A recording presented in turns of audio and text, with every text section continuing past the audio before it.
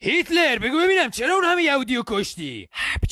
شماوندا میگم چرا همونجوری که برای نجات یهودی از دست فرعون موسی رو فرستادی نیومدی یه نفر برای نجات یهودی از دست هیتلر بفرستی؟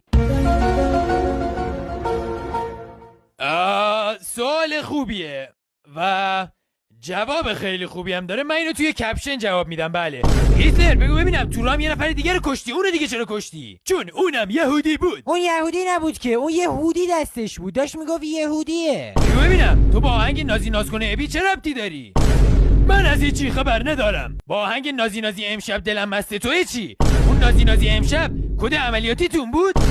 من هیچی نمیدونم. بگو ببینم با بچهای نازی آباد ارتباط داشتی؟ نازی آباد بچه نداره. میخوان یه جوک براتون بگم؟ شماوندا داره بحثو عوض میکنه. باشه بگو. میدونین چرا یهودیان نمیتونن عصبانی بشن؟ نه چرا؟ چون نمیتونن از کوره در برن.